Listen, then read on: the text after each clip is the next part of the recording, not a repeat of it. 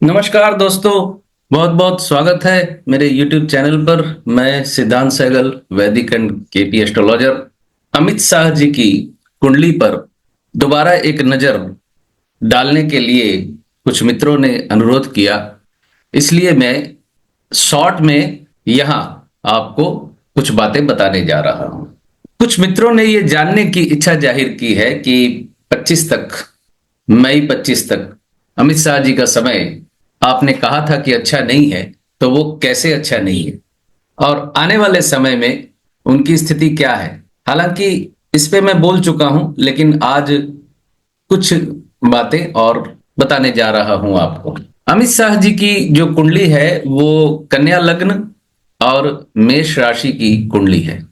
एकादशेष चंद्रमा बैठा हुआ है अष्टम भाव में, जो कि डिजायर फुलफिलमेंट में बाधा क्रिएट करता है। ठीक है, वो बहुत बड़े बड़े पदों पे आ चुके हैं, लेकिन हो सकता है ये उनकी इच्छा ना हो, उनकी इच्छा कोई और हो और वो पूरी ना हो रही हो।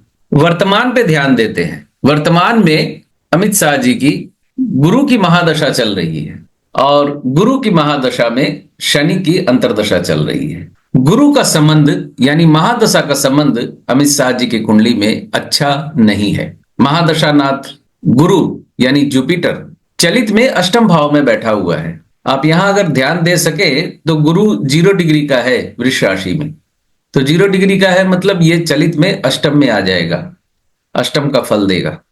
और गुरु जो है यानी जुपिटर कृत्तिका नक्षत्र में है, यानी सूर्य के नक्षत्र में, और सूर्य जो है वो इस लग्न में द्वादशेष है और द्वादशेष सूर्य नीच का होकर दूसरे भाव में बैठा हुआ है लग्नेश के साथ।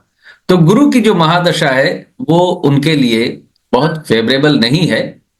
लेकिन शनि की अंतर्दशा 5 जनवरी 2024 से जब से शुरू हुई, शनि का संबंध जो है एकादश भाव से बना हुआ है। शनि की प्लेसमेंट अच्छी है, स्वग्रही है छठे भाव में। छठे भाव का शनि अच्छा फल देता है बेसिक नियमों के अनुसार। और शनि जो है तीसरे और अष्टम भाव के लॉर्ड मंगल के नक्षत्र में है, मंगल एकादश में बैठा हुआ है। अब शनि की अंतर्दशा चल रही है, शनि का संबंध एकादश से बन गया, तो शनि की अंतर्दशा इनके लिए बेनिफिशियल बन गई।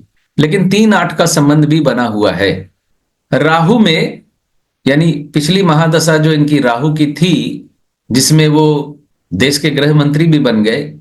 लेकिन उसी महादशा की अंतर्दशा शनि में, जब वो गुजरात के मुख्यमंत्री थे, तो शनि की अंतर्दशा में गुजरात का मुख्यमंत्री का पद उन्हें खोना पड़ा था। क्यों खोना पड़ा था आप जानते हैं, मैं रिपीट नहीं करना चाहता।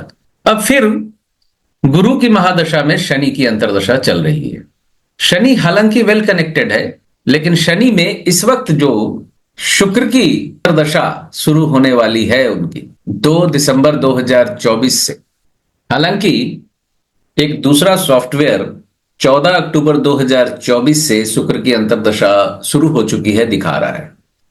तो मैं ये मान लेता हूं कि अक्टूबर 2024 वाला जो डेटा दिखा रहा है शुक्र की अंतर्दशा का, वो सही है। शुक्र की अंतर्दशा मई 2025 तक चलेगी। अब आप पूछेंगे आपने इसको गलत क्यों बताया, उसको सही क्यों बताया। तो देखिए, ये एनांस सेटिंग के कुछ कारण की वजह से दशा अंतर्दशा में 10-15 दिन, 1 महीने का अंतर बहुत मामूली बात है। अगर इसके पीछे हम पड़े रहेंगे तो फिर ज्योतिष की प्रैक्टिस बंद करके घर में बैठा रहना पड़ेगा। ये कम क्यों है, ये ज्यादा क्यों है, या आप सभी सॉफ्टवेयर्स को एक ही एनांस में जोड़ दें, या सब सॉफ्टवेयर एक ही दिखाने लगे, उस दिन का इंतजार करते करते 10,000 साल और गुजर जाएंगे।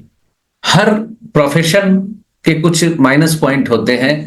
ज्योतिष प्रोफेशन का ये भी एक माइनस पॉइंट है। समझ लीजिए कि सभी सॉफ्टवेयर एक ही डाटा आपको नहीं देते, आपको अपने अनुभव के आधार पे इसको हैंडल करना होता है। तो आप समझे कि शुक्र अंतर्दशा चल रही है और मई 2025 तक चलेगी। ये शुक्र यहां आप देख सकते हैं द्वादश भाव में बैठा हुआ है, और शुक्र अगर आप यहां देख सकें तो पूर्वाष फाल्गुनी नक्षत्र में है 25 डिग्री का, और शुक्र पूरी मजबूती से द्वादश भाव में बैठा हुआ है। शुक्र खुद द्वादश में है, अपने ही नक्षत्र में है, तो द्वादश भाव से बहुत सशक्त कॉम्बिनेशन उनका बन गया। द्वादश भाव विदेश का भाव होता है, हॉस्पिटल का भाव होता है, बदनामी का भी भाव होता है, एक्सपेंस का भाव होता है। तो इस वक्त अमित शाह जी पर जो आक्षेप लग रहे हैं वो विदेशों से ही लग रहे हैं, और इसमें बहुत से लोगों को वो फंसे हुए भी लग रहे हैं।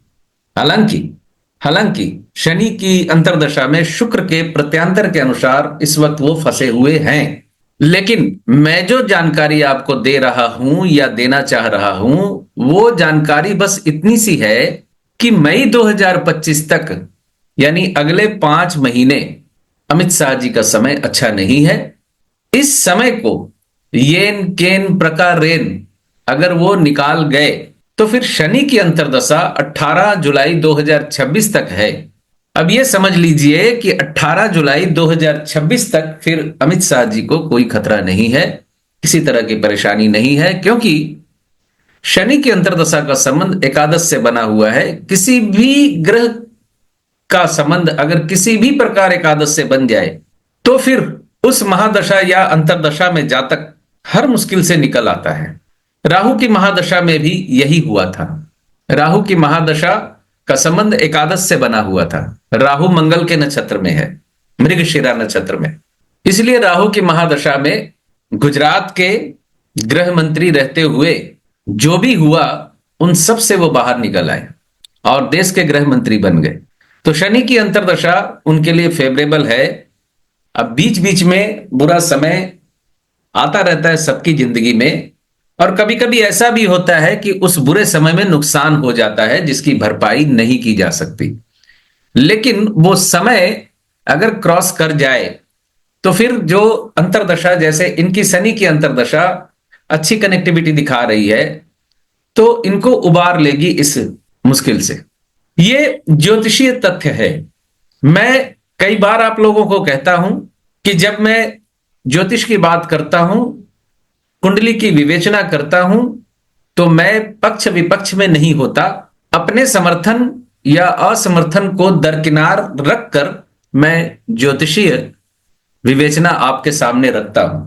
तो अमित शाह जी के ऊपर जो इस वक्त समस्या है वो मई 2025 तक तो है। देखते हैं क्या होता है। आशा करता हूं ये छोटा सा वीडियो आपको अच्छा लगा होगा। अच्छा, अपनी बात खत्म करने के पहले कुछ और कहना चाहता हूं, उसे भी ध्यान में रखें। मेष राशि है उनकी, मार्च 2025 से शनि की 7.5 शुरू हो रही है मेष राशि के जातकों के लिए, जो अगले 2.5 साल चलेगी। यानी 7.5 का पहला फेस चलेगा, फिर मेष राशि में शनि आ जाएंगे, 7.5 का दूसरा फेस चलेगा, फिर वृष में आएंगे तो 7.5 का तीसरा फेस चलेगा। तो अगले 7.5 साल अमित शाह जी पर शनि की 7.5 का साया भी रहेगा, जो कि बहुत अच्छे रिजल्ट का इंडिकेशन तो नहीं दे रहा है। यानी अमित शाह जी की मेष राशि पर या मेष राशि के जातकों पर शनि की 7.5 शुरू हो रही है। महादशा अगर अच्छी नहीं होगी उस वक्त, तो फिर उन्हें मुश्किल का सामना करना पड़ेगा। तो आशा करता हूं ये छोटी सी जानकारी आपको अच्छी लगेगी। वीडियो अच्छा लगे तो लाइक, शेयर और सब्सक्राइब जरूर कीजिएगा। और जो मित्र पहली बार आज देख रहे हैं, पहली बार आज जुड़ रहे हैं, ज्योतिष को गंभीरता से अगर समझना चाहते हैं, गंभीर ज्योतिष को समझना सीखना चाहते हैं, तो मेरे चैनल को जरूर सब्सक्राइब करें। तो बहुत बहुत धन्यवाद आप सभी का जुड़े रहने के लिए। खुश रहें, स्वस्थ रहें।